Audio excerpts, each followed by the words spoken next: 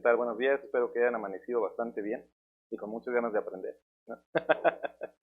Muy bien, ayer platicábamos justamente, dimos un breve repaso de lo que era, un breve repaso como de 3 horas, ¿verdad? De lo que era la clase pasada.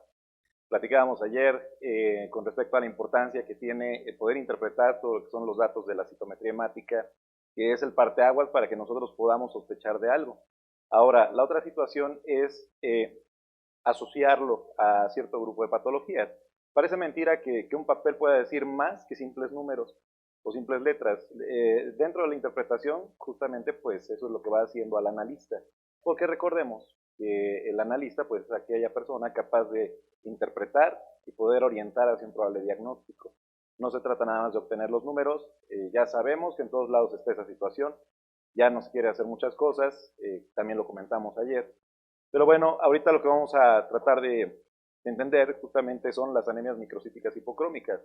Ayer empezamos a ver ya un poquito de hierro, ahorita es para que retomemos esa parte, salud, retomemos esa parte.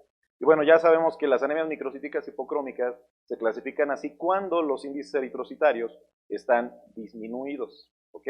Ahora, esos índices eritrocitarios van a ser el parteaguas justamente para poder empezar a orientar el estudio y poder establecer los diagnósticos de manera puntual. Entonces ya sabemos que cuando ya las anemias están bien establecidas, van a tener comportamientos característicos y es cuando es más fácil poderlas clasificar. ¿A qué me refiero? A que en una fase inicial, probablemente en una anemia por deficiencia de hierro o en una deficiencia de hierro relativa, el problema que vamos a tener es que a lo mejor el comportamiento de los índices no es tan claro. Entonces, ese viene siendo el problema con respecto a la interpretación, pero bueno, yo creo que todos somos capaces de interpretar todo esto. Entonces, decimos que cuando ya está bien establecida la anemia, nosotros tenemos volumen globular medio disminuido, concentración media de hemoglobina baja, hemoglobina globular media y concentración media de hemoglobina globular baja también. Eso es cuando ya el paciente generalmente ya tiene menos de 12 gramos por decilitro de hemoglobina. Ahora, las patologías que vamos a estudiar van a ser la anemia por deficiencia de hierro real, anemia por deficiencia de hierro relativa, que está muy relacionada a algunos procesos crónico-degenerativos, por ejemplo, incluso una misma anemia de la enfermedad renal crónica puede generar al paso del tiempo una anemia por deficiencia de hierro relativa. Entonces, bueno, eso lo vamos a ir viendo sobre la marcha, sobre los capítulos. Y bueno, las talasemias, que ya sabemos que es la deficiente producción de cadenas globínicas. Ayer comentábamos que tenemos una variante exclusiva de los mexicanos, que no quiere decir que es la única epsilon gamma delta beta talasemia que existe en el mundo, no. O sea, también hay en otros lados, pero nosotros tenemos una en particular. Entonces, las anemias sideroblásticas, que comentábamos que estas se presentan por acúmulo de hierro, pero las causas pueden ser múltiples. Puede ser desde que no empiezo a formar yo lo que es la alasintetasa, no empiezo a formar el ácido delta-aminolebulínico, y al no poder formar ácido delta-aminolebulínico, no puedo empezar a formar protoporfirina. Entonces, si no formo protoporfirina, ese hierro se va acumulando en las mitocondrias. ¿Por qué? Porque el hierro, el mecanismo de entrada a la mitocondria es independiente de si se forma o no esa protoporfirina.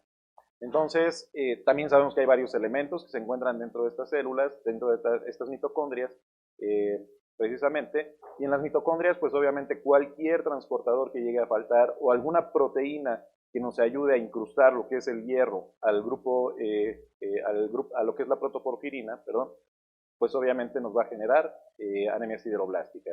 Se pudiera dar la situación también de que sí se formen los grupos M, pero no puedan salir esos grupos M a lo que es el citoplasma. Entonces, al no salir al citoplasma, pues obviamente lo que va a suceder es que pues no se pueden pegar a las cadenas globínicas y en ese momento inmediatamente dejo de producir cantidades normales de hemoglobina. ¿Ok?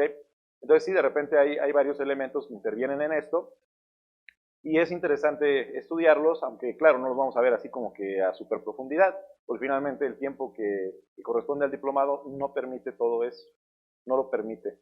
Entonces, pues bueno, uno quisiera a lo mejor darles más información, dar a entender muchísimas otras cosas más, pero debemos entender que pues las cuestiones del tiempo aquí no permiten abordar las cosas tan a profundidad a como se pudiera hacer directamente en una especialidad.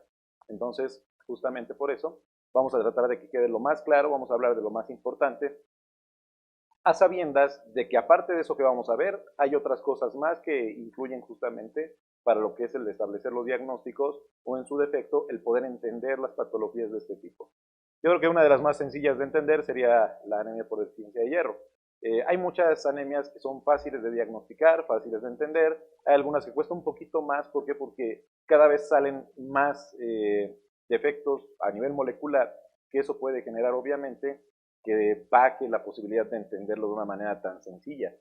En el mismo caso de las neoplasias, igual, o sea, en las neoplasias cada vez tenemos más defectos moleculares, más difícil de entender, más complejo o en su defecto más laborioso el diagnóstico. O sea, ya no es de que buscamos una cosita, sino tenemos que buscar entre varias cositas y esas varias cositas pueden ser 15 cosas diferentes para poder clasificar a una neoplasia dentro de algún grupo de los que están establecidos por la OMS a nivel mundial. Entonces, pues tenemos mucho trabajo, es un área que ha crecido mucho, por supuesto. Aquí en México la gente evita que crezca, la hematología mexicana puede llevarnos a niveles muy altos, eso es algo completamente cierto. No podemos nosotros frenar esta inercia que se está llevando al paralelo del resto de los países, ¿no? Yo creo que sí, nosotros podemos llegar a hacer hematología de primer nivel y vaya, lamentablemente en México, pues yo creo que eso ha sido un problema muy serio. ¿Por qué? Porque la misma gente que se dedica a esto empieza a bloquear a otra gente que quiere crecer o que quiere hacer más por la hematología de este país. Entonces, pues diría mi querido maestro por ahí, bueno, pues son especialistas mexicanos, ¿no? El peor enemigo de un mexicano es otro mexicano. La envidia siempre está a la orden del día y lamentablemente en todas las áreas que nosotros nos desempeñemos va a generarse esa situación. Entonces, si ustedes tienen la oportunidad de aprender todo esto y desarrollarlo de la mejor manera, eso siempre será bueno para el paciente principalmente. A ustedes les dará otro nivel en cuestión profesional. Saldrán de lo que es el bulto, justamente, y a partir de ahí, pues obviamente tendremos que mejorar todo esto. No es tan sencillo, pero tampoco es imposible. Entonces tenemos que tomar las cosas con seriedad. Entonces, por eso es que el poder estudiar tan solo estos 4 temas implica pues muchas horas, implica muchas horas. De repente yo sé que es un poco pesado, más este día que es pues todo el día estar aquí encerrados, estar escuchando a uno también no creo que de repente sea tan agradable, y menos cuando empieza uno a decir muchas otras cosas más que tienen que ver con el medio, pero también no podemos quedarnos callados, porque de repente a ustedes les toca vivir muchas situaciones de estas y a lo mejor no supieron qué hacer en ese momento, pero yo creo que tenemos la experiencia suficiente también para orientarlos, como les decía, o sea, no solamente se trata de enseñarles hematología, esto también es de valores, esto también es de ética. Entonces, a partir de la ética que tengamos, es la credibilidad que vamos a tener en el medio. Entonces, hay que volvernos gente atípica, ¿no? Si el 90% de la gente no le interesa hacer bien las cosas, bueno, pues que seamos al menos un 10% que sí nos interesa hacer bien las cosas y eso nos va a dar otra imagen, no nada más en México, sino en el resto del mundo. ¿Ok? Muy bien. Platicábamos también que para todo esto tenemos nosotros que evaluar la morfología. De otra manera yo no puedo orientar un diagnóstico. No puedo orientar un diagnóstico. Ayer justamente en la noche me mandaban unas imágenes de una citometría que claramente manifiesta una talasemia. Y aparte, bueno, con los datos morfológicos, pues ya lo único que se necesita pues es hacer la electroforesis de hemoglobina. Pero también para hacer la electroforesis de hemoglobina tiene su chiste. ¿Por qué? Porque es saber interpretar las gráficas. O sea, no nada más es de ya salió la gráfica y pues ahí se va. No. Hay que aprender a hacer los cortes justamente en esas gráficas, en esos corrimientos. Si nosotros no lo hacemos de esa manera, si nosotros, o sea, una cosa es saber utilizar el aparato y otra cosa es saber interpretar el resultado. Y eso aplica para todas las áreas.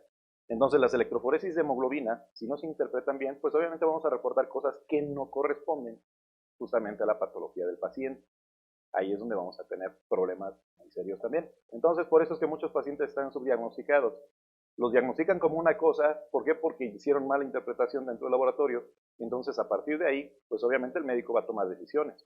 O sea, no es nada más culpa del médico que el medio esté tan mal, también contribuye el laboratorio y de una manera bastante fuerte para que las cosas no se hagan bien dentro de lo que es el área de ciencias de la salud. ¿No? Ahí no podemos echarle la culpa al camillero, ¿por qué? Pues porque no, o sea, él nada más mueve al paciente, ¿no? O sea, ni modo de decir, es que como jaló al paciente, pues por eso salió con blastos, ¿no? Se le sacudió tanto que le salieron blastos, pues obviamente no. O sea, ahí sí la responsabilidad directa va del médico y del laboratorio. Entonces, hay que volvernos analistas y salir de la botonología. Entonces, la morfología siempre va a ser importante. Y eso no lo dice uno, lo dice la misma OMS. Entonces, para todo esto es necesario morfología. Yo les decía ayer que la hematología no se puede hacer sin evidencias. O sea, la medicina requiere evidencias para poder, obviamente, establecer un diagnóstico. Si no tenemos esas evidencias, pues obviamente no podemos hacer absolutamente nada por aquella persona que recurre a nosotros esperanzado en que ahí va a encontrar la respuesta de qué es lo que tiene. Eso es lo que nosotros tenemos que analizar. Los reticulocitos, platicamos que cualquier paciente con anemia es candidato a que se le hagan reticulocitos, pero les comentaba también ayer que hay pacientes que a lo mejor tienen reticulocitosis y a lo mejor tienen cantidades de hemoglobina normales. Esa es otra situación. O al igual pudiera ser que tengan eritrocitos bajos y pues los reticulocitos elevados o los eritrocitos bajos y reticulocitos bajos. Entonces, bueno, valdría la pena hacer los reticulocitos. De hecho, deberían de hacerse de manera rutinaria, pero pues digo, ya nos conformamos con que se hagan en los pacientes que llegan con un cuadro anémico. El perfil de hierro es lo que les decía ayer. El perfil de hierro completo incluye ya la ferritina y obviamente lo que es la transferrina, eso los incluyen los dos. Pero el perfil de hierro clásico, o el que hace la mayor parte de los laboratorios, incluye lo que es el hierro sérico, porcentaje de saturación y la capacidad total de fijación. ¿Vale? Entonces, pues obviamente lo que es la capacidad total de fijación y el índice de saturación son inversamente proporcionales. ¿Vale? ¿Por qué? Porque la capacidad total de fijación me indica cuánto hierro puedo pegar a transferrina. ¿Ok? Capacidad total de fijación me indica cuánto hierro puedo pegar a la transferrina. Y el porcentaje de saturación me dice cuánto hierro tengo pegado a transferrina. Entonces, por eso les digo, es inversamente proporcional. Claro, se expresa en diferentes unidades, pero pues obviamente son medidas inversas. ¿Vale? Entonces, la ferritina es el hierro que va a estar almacenado. Nosotros necesitamos de ferritina porque acuérdense que el hierro es muy tóxico y es altamente oxidante. Entonces, ese hierro, si yo lo tuviera solo dentro de las células, ¿qué va a pasar? Va a empezar a haber oxidación de organelos. ¿Por qué? Porque se pudiera empezar a formar muchos radicales hidroxilo. A partir de ahí puedo oxidar proteínas, carbohidratos, lípidos y lo que ustedes quieran, y eso puede generar que las células entren en apoptosis. ¿Por qué? Por daño a nivel intracelular.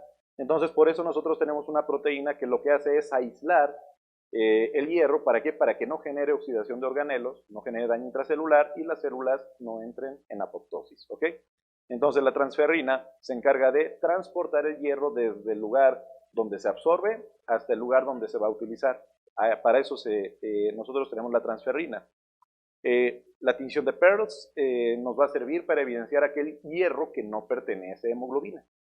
¿Vale? Para eso nos va a servir la tinción de Pearls.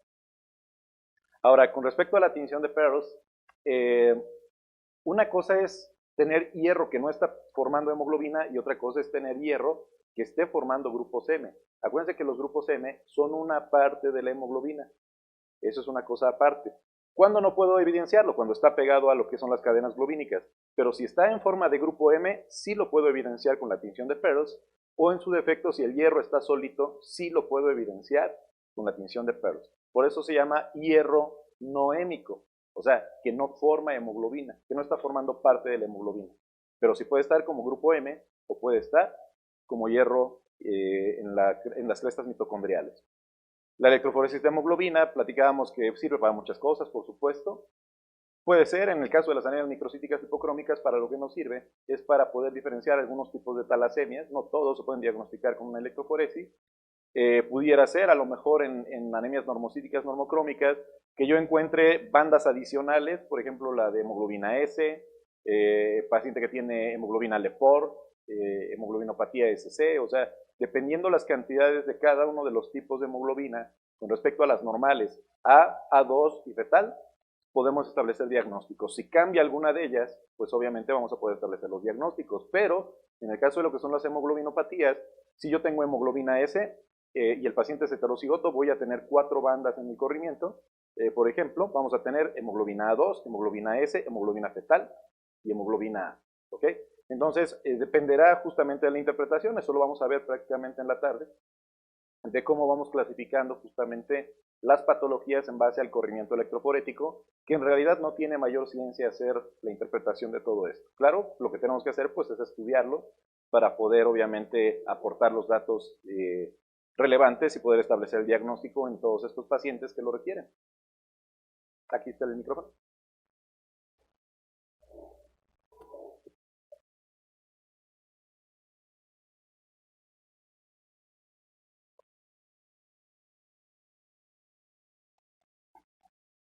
debe de estar en verde.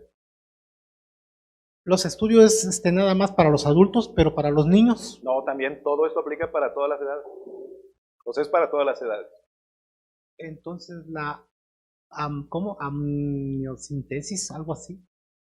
Ah, no, bueno, eso es para detectar principalmente problemas congénitos. O sea, las amniocentesis es para detectar algunas otras anormalidades cromosómicas y pues obviamente sería parte de todo esto. Entonces igual para niños igual. Para ya post nacimiento se hacen todo este tipo de estudios. De repente hay gente que quiere hacer grupo sanguíneo de lo que es el cordón umbilical cuando todavía el bebé está dentro y el problema está en que se generan abortos espontáneos. Entonces esas medidas invasivas pues obviamente generan más problemas que beneficios. Entonces yo creo que lo ideal es esperar a que nazca el paciente y a partir de ahí hacer todo este tipo de estudios. Ahora, por ejemplo, en el caso de lo que son los recién nacidos, la desventaja que tenemos es que tienen grandes cantidades de hemoglobina. ¿Cuándo yo considero un recién nacido anémico? Cuando tiene menos de 17 gramos de hemoglobina. O sea, ya lo considero anémico. ¿Llega a suceder? Sí, claro. Hay pacientes que tienen alfa-talasemias, por ejemplo, y nacen a lo mejor con 12 gramos de hemoglobina, con 13 gramos de hemoglobina, que cualquiera pudiera decir, no, es que está normal. No, bueno, es que es un recién nacido, ¿no? Entonces, la justificante de que nosotros tengamos tanta hemoglobina en el nacimiento son las grandes cantidades de hemoglobina fetal que producimos.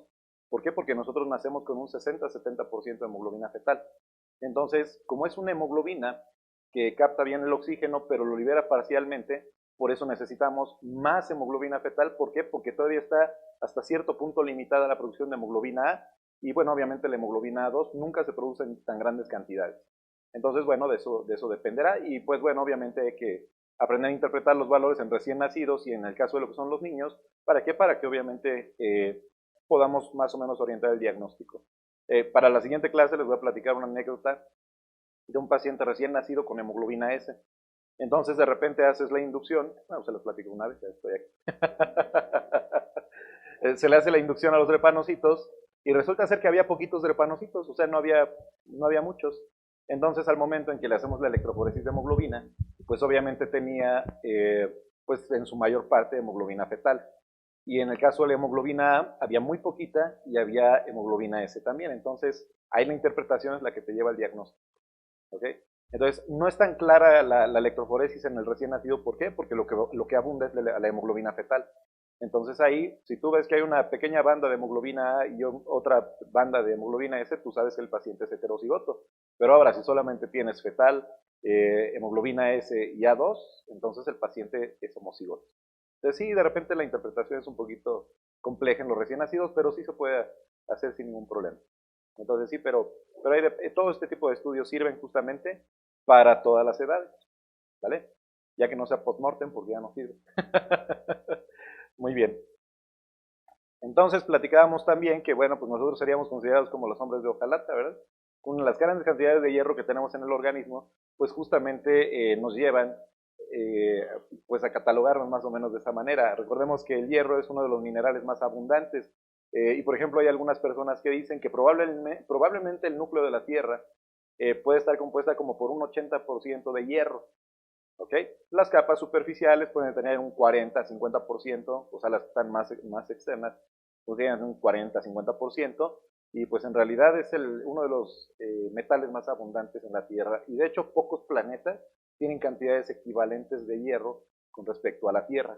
Entonces, bueno, pues ya veríamos la posibilidad de cambiarnos de casa, ¿verdad? Nos iremos a otro planeta a ver si en otros lados podemos hacer otras cosas más importantes. Muy bien, entonces platicábamos igual, esto nada más para recordar lo que vimos ayer, que el hierro es el nutrimento inorgánico con más amplia distribución entre los seres vivos. Eso es cierto, que se utiliza para un montón de cosas. Todos los seres que dependen de la utilización de oxígeno y todas sus células requieren hierro para vivir. ¿Ok? Tenemos que la participación del hierro es en reacciones de óxido-reducción, control de la síntesis y regulación de la actividad de cientos de enzimas, control de vías metabólicas como el ciclo de Krebs, transporte de electrones, fosforilación oxidativa, metabolismo de varias cosas como lactato, piruvato y acetato. En los alimentos el hierro lo podemos encontrar de dos maneras, como hierro M o hierro no M. Entonces el que abunda, por ejemplo, en el caso de lo que son los alimentos como la carne, sería el hierro M, y bueno, pues el hierro no M es el que se va a encontrar más, por ejemplo, en algunos vegetales, Dice, el hierro hematínico se encuentra en tejidos animales, el hierro no hematínico tanto en alimentos de origen vegetal como en productos lácteos y huevo. Entonces, el problema de la leche sería, ¿cuál? Pues que a lo mejor la presencia de lactoferrina impida que nosotros captemos cantidades normales de hierro. Esa sería la otra situación. Yo sé que hay gente que le encanta la leche, eso es algo completamente cierto. Y bueno, pues también puede ser el parteaguas para que a lo mejor toda la vida tengan microcitosis. Por ejemplo, ya sabemos que las leches de caja pues vienen ultra procesadas, ¿no? Ese es el problema. Y claro, en cada proceso se va desnaturalizando mayor cantidad de elementos que pueden ser importantes para nosotros, pero también estamos de acuerdo que no cualquiera puede tomar leche bronca, ¿no? O sea, que no puede uno tener la vaca y tomar directamente, ¿por qué? Porque nos genera problemas. Bueno, al menos algunos somos intolerantes a la lactosa. Entonces, pues obviamente nos genera muchos problemas. El hierro no hematínico dice que debe estar en forma reducida para poder absorberse. De hecho, así es. O sea, es el que se absorbe más fácilmente. Entonces, cuando les dicen, te vamos a dar hierro ferroso o sulfato ferroso, ok, bueno, pues ahí bien, ¿no? Y lo puedes captar si sigue en estado ferroso más fácilmente. Acuérdense que en el tubo digestivo pueden presentarse varias situaciones por las cuales muchos elementos o muchos nutrientes cambian obviamente de estado en ese caso. O se degradan más o no se degradan tan fácilmente. Entonces la mayor parte del hierro no hematínico de los alimentos se encuentra presente en forma férrica, que de hecho la forma férrica también no tiene mayor problema para poder absorberse. Claro, hay que convertirlo a estado ferroso. O sea, yo tengo hierro férrico, lo convierto a hierro ferroso para que pueda entrar justamente por esa puerta llamada DMT1 o transportador de metales bivalentes de tipo 1, que puede entrar cobre, puede entrar cualquier metal que tenga más 2, una valencia más 2. ¿Ok? Ya vimos que algunas cosas pueden inhibir justamente la absorción del hierro, como por ejemplo lo que son alimentos y bebidas ricos en polifenoles o taninos, como bueno, las verduras de hoja verde. Entonces, pues ahí es donde dice uno, por fin, o son buenas o son malas, ¿no? No digo, todo es bueno, pero pues obviamente también puede generar la contraparte, ¿no? Puedo aprovechar mucho algo de ese alimento, pero a lo mejor no aprovecho tanto otro elemento que viene en ese alimento. Entonces, por eso nuestra dieta debe ser variada. O sea, nosotros, pues bueno, tenemos la posibilidad de comer carne y la posibilidad de comer frutas, vegetales, todo este tipo de cosas, y sabemos que hay especies que no. Hay algunas especies animales que a lo mejor son solamente herbívoros. Entonces, bueno, pues esa es la otra parte. Habría que hacerles citometría, saber cómo andan, ¿verdad? De su hemoglobina. Entonces son las verduras de hoja verde, las especias, el té, el café. Ya platicábamos que estos pueden contener grandes cantidades, por ejemplo, de lo que es cafeína, y eso puede generar que se quele el hierro, o sea, que la cafeína quele el hierro, y obviamente esa cafeína pues se lleva el hierro por el tránsito intestinal. El chocolate y las bebidas de cola, pero bueno, en realidad acuérdense que en el caso de lo que son las bebidas principalmente gasificadas, pues obviamente lo que pueden generar es que empiece a bajar el grado de acidez del estómago también. Entonces, bueno, a partir de ahí, si ustedes son gente que todos los días está toma y toma y toma Tehuacán, posteriormente lo que va a generar es disminuir esta parte ácida con respecto al ácido clorhídrico. Entonces, al igual pueden no activarse una gran cantidad de proteasas. Entonces, eso puede generar, pues obviamente, deficiencia nutricional. Entonces, bueno, pues es parte de nuestra alimentación y la verdad es que hay gente que le encantan los refrescos, aunque ya sabemos que pues son un muchito agresivos con los riñones principalmente, ¿ok? Entonces procuren, si van a tomar bebidas de ese tipo, pues tomen Tehuacán mejor en lugar de estar tomando que si lo que son las bebidas de sabores, porque aparte pues los mismos colorantes generan oxidación en el organismo, dependiendo del tipo de colorante que tenga. Si es rojo, generalmente genera mayor oxidación con respecto a algún otro color. Entonces, también los alimentos que contienen fitatos, como cereales, y productos integrales, es lo que comentábamos ayer también. Digo, sí, todo esto está bien, o sea, todo lo que contenga fibra está bien para lo que es el proceso de digestión, o sea, para poder tener un tránsito intestinal normal.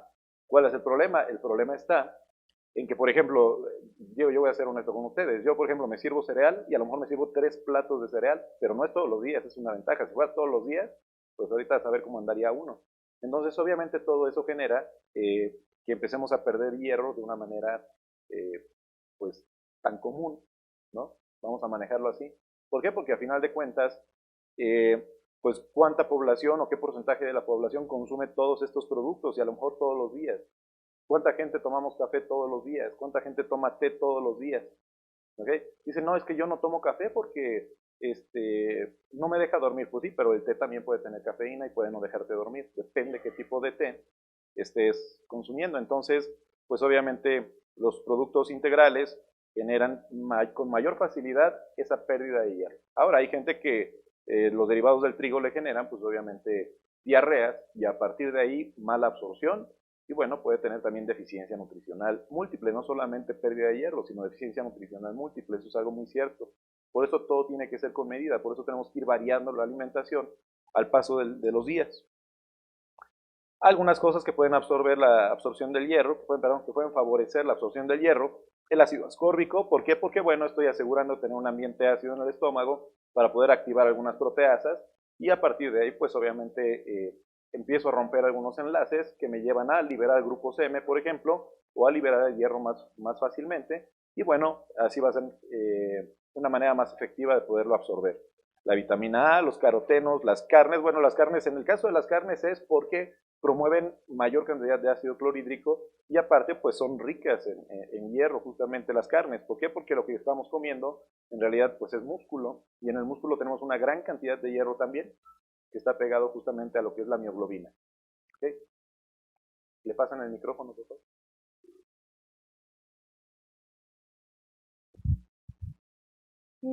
La avena también disminuye la absorción del Sí, hierro. claro. ¿Sí? Claro, también puede disminuir. La digo, ayuda mucho para los lípidos, pero también si lo tomamos como hábito alimenticio, pues obviamente a la larga, a lo mejor sí vas a absorber hierro, por supuesto, pero disminuye potencialmente la posibilidad de absorber las cantidades que requieres absorber en este momento. Eso es algo cierto. Entonces, ¿por qué? Porque al igual, si tú ibas a absorber, no sé, ¿qué te gusta? 2 miligramos, a lo mejor por la presencia de esto absorbes 0.5 miligramos. Entonces ahí al paso del tiempo es cuando tú te vas a dar cuenta, cuando empieces con anemia, que gradualmente empezaste a dejar de absorber cantidades normales de hierro. ¿Por qué? Porque nosotros perdemos hierro cierta cantidad diaria y tenemos que recuperar esa cantidad en la alimentación. Entonces esa sería la desventaja. Pero bueno, ahí por eso hay que monitorearse constantemente. Digo, constantemente sería a lo mejor, hace un perfil de hierro, primero hazte la biometría, la citometría. Si tú ves que hay alteración en tu hemoglobina, hazte el perfil de hierro, dependiendo del tipo de anemia que tengas, por supuesto. ¿Ok? Porque muchas veces el problema está en que el paciente cuando llega al laboratorio, pues cuando ya se siente de la patada, ya se siente muy mal. Entonces, pues obviamente es cuando ya requiere tratamiento de reemplazo, ya hay que mantenerlo casi sentado en algunos casos. ¿Por qué? Porque cualquier movimiento en falso le pudiera generar un problema serio a nivel cardíaco, porque recuerden que estos pacientes empiezan a tener hipertensión arterial. ¿Okay? ¿Por qué? Por la simple y sencilla razón de que al haber menos hemoglobina y menos oxigenación, entonces tienes que aumentar justamente el ritmo cardíaco para tratar de oxigenar de una manera más adecuada el cuerpo. Entonces, aguas, porque la deficiencia de hierro no es tan X como parece. ¿Vale? Cualquier anemia les puede generar alteraciones en el ritmo cardíaco. Entonces, tengan cuidado con eso. ¿Vale? Entonces, bueno, cualquiera de estas cosas puede ayudar a favorecer justamente lo que es pues obviamente la disponibilidad del hierro, la absorción del hierro, pero bueno, pues ya sabemos que tenemos que llevar una dieta balanceada. Entonces, la deficiencia de hierro es la carencia nutricional más extendida en todo el mundo, eso es algo cierto. En México, generalmente entre el 30 o 40% de pacientes con deficiencia de hierro presentan anemia. Es lo que yo les decía ayer justamente, o sea, yo puedo tener deficiencia de hierro, pero no por fuerza anemia. Pero ¿cómo le hago para detectar a estos pacientes que tienen deficiencia de hierro, pero no tienen anemia? Pues viendo las laminitas. ¿Ok? ¿Para qué te esperas a que el paciente llegue en un mes o 2 meses más con una muchísimo menor cantidad de hemoglobina y cuando puedes evitarle que tenga anemia? Sin ningún problema, y eso se hace desde el extendido. Yo no entiendo por qué no se está haciendo esta parte. Y de hecho, mismos especialistas como que le da igual si hacen las laminillas o no. Entonces yo creo que aquí tenemos que ponernos las pilas. ¿Por qué? Porque la gente se complica. Ya les decía, me ha tocado pacientes que de repente empiezan con alteraciones de la presión sanguínea, o sea, andan hipertensos, empiezan a tener derrames en los ojos y toda la cosa, no pueden controlar su presión a pesar del tratamiento, y esto es derivado de qué? Pues de una anemia por deficiencia de hierro. Y yo se los digo porque a mí me ha tocado verlo varias veces, o sea, donde los pacientes empiezan con arritmia, No se puede controlar la presión sanguínea, ¿por qué? Porque la necesidad de oxígeno en el cuerpo demanda que el flujo sanguíneo sea más rápido. Entonces, ¿qué hago? Pues aumento la producción de factores que estimulen el bombeo cardíaco, entonces pues obviamente vamos a tener problemas de este tipo. Y se los digo porque a mí me tocó verlo muy de cerca, ¿no? Entonces, es importante, igual hay pacientes que, claro, ya son hipertensos, por supuesto, pero peor aún cuando tienen anemia. ¿Por qué? Porque eso puede complicarlos. Y aunque ustedes no lo crean, se puede morir de un infarto o un paro cardíaco. O sea, parece mentira que las deficiencias severas puedan llevar a todo este tipo de cosas. Y ayer platicábamos que el paciente pudiera tener atrofia muscular. ¿Por qué? Pues porque obviamente no tiene energía para poder mover los músculos. ¿Ok? Entonces empiezan con cuadros de ese tipo. Entonces, por eso dice, entre el 30 y 40% de los pacientes con deficiencia de hierro tienen anemia. ¿Qué quiere decir? Que claro, el 60% o el 70% tienen deficiencia, pero no tienen anemia. Por eso les decía, ¿se puede identificar desde un principio? Claro, se puede ver desde un principio, siempre y cuando yo tenga el mínimo interés por hacer las laminillas y pues obviamente ayudar a sugerir pruebas que sean contundentes para establecer los diagnósticos. ¿Por qué? Porque nosotros obviamente podemos sugerir pruebas, sí, siempre y cuando vayan encaminadas pues a las alteraciones que estamos viendo, ¿no? ¿Por qué? Porque pues igual yo no le puedo decir, ¿y por qué no le hace un perfil hepático a este paciente? Pues no, o sea, realmente no sería la mejor opción para poder evaluar un paciente de estos, ¿ok? Aunque la sobrecarga de hierro también ha generado, por ejemplo, alteraciones con respecto a la gamma-glutamiltransferidasa o gamma-GT. En algunos pacientes la sobrecarga de hierro a nivel hepático genera que se produzca más gamma-GT. Y a lo mejor es lo único que está elevado en ese paciente con respecto al perfil hepático. Y puede ser el inicio de una sobrecarga de hierro. ¿Por qué? Porque a cuánta gente le dan hierro sin necesitar justamente el hierro. Como al 95% de la gente. Ese es el problema. Pero entonces, si el laboratorio no contribuye, el médico lo va a seguir haciendo, porque las reglas en México son bandas, apéndice, anemia, hierro. ¿Ok? Entonces, tengan cuidado, tengan cuidado. Dice, las poblaciones más vulnerables son los niños, adolescentes y mujeres en edad reproductiva. En el caso de los niños es justamente por aquello de la alimentación. Si ustedes le dan cereal todos los días a los niños, grave error, porque puede generarles una anemia microcítica hipocrómica y puede ser por deficiencia de hierro. En el caso de los adolescentes, pues obviamente el desarrollo muscular, el crecimiento y todo eso consume mayor cantidad de hierro. Y aparte que honestamente, cuando nosotros estamos estudiando, nosotros no nos nutrimos de la mejor manera. O sea, ya comemos pues lo que se pueda por ahí. Yo recuerdo cuando estaba yo en la facultad, así era, de que me iba yo a la escuela, ¿no? ¿Qué comían todo el día? Una bolsa de cacahuates. ¿Por qué? Pues porque no había para más, ¿no? Y aparte me regresaba caminando, entonces pues esa era la situación. O sea, mucha gente así está. O sea, ¿cuántos problemas, cuántos pacientes a nivel de universidad o en su defecto en el CBETIS o en la prepa tienen anemia por deficiencia de hierro? Muchos, la verdad es que son muchos. En algunos lugares han hecho estudios y más o menos el 30% de los alumnos tienen anemia microcítica hipocrómica, generalmente por deficiencia de hierro. Ese es el detalle. Pero todo tiene que ver con la alimentación. Entonces, bueno, ¿cómo quieren que uno tenga tan alto rendimiento si tiene deficiencia de hierro? ¿No? La verdad es que hasta en eso influye, en la capacidad de concentrarse y de captar el conocimiento. Entonces, pues obviamente, parece mentira. O sea, y como les digo, todo el mundo dice, es que es la más común, sí, pero atiende bien al paciente. No basta con que le des una cajita de sulfato ferroso que a lo mejor tiene como 0.0001 miligramos de hierro, ¿no? Cuando en realidad lo que necesita por dosis serían mínimo 80 miligramos. Ese es el problema. También los tratamientos en los hospitales de gobierno no son adecuados. Ese es el gran problema que tenemos también. ¿Por qué? Pues porque obviamente a ellos les sale más caro comprar un medicamento de mayor calidad y dárselo al paciente. Pero bueno, pues mejor no le des nada. Mejor no le des nada. Entonces, ese es otro problema que tenemos. Las mujeres en edad reproductiva, ¿por qué será? Por la menstruación. O sea, en el caso de las mujeres, una de las principales causas de deficiencia de hierro o de anemia, según sea el caso. ¿Por qué? Porque en el proceso de menstruación, pues obviamente, pues hay una gran pérdida de eritrocitos, hay una gran pérdida de hierro, porque ahora la mayor parte de hierro que nosotros tenemos en de lo que es justamente la fagocitosis de los eritrocitos senescentes, que los macrófagos lo que hacen es fagocitarlos, los desbaratan, obtienen justamente los grupos M, después por medio de la M-oxigenasa liberan el hierro y empiezan a almacenar el hierro. Esa es la mayor posibilidad que tenemos nosotros de reutilización de hierro. Entonces, en el caso de las mujeres en edad reproductiva, pues cada ciclo menstrual pues genera una pérdida importante de hierro. Entonces, la reserva se está moviendo constantemente. Por eso una mujer debe tener una alimentación todavía más controlada con respecto a los varones, a menos que los varones tengan hemorroides y sean de aquellas, ¿no? Porque eso es cierto, o sea, hay pacientes que tienen hemorroides y llegan con 5 gramos de hemoglobina al laboratorio. O sea, tienen problemas muy serios de hemorroides, o al igual, generalmente los varones, pues somos muy dados a no ser tan cuidadosos en donde comemos. Podemos tener parásitos y eso puede generar igual pérdida de hierro. Una, porque a lo mejor el parásito se está pegando a la mucosa, está generando lesión a nivel tisular, por ejemplo, hay pérdida de sangre y aparte lo que está captando constantemente es el hierro que nosotros deberíamos absorber. Entonces, todo eso influye.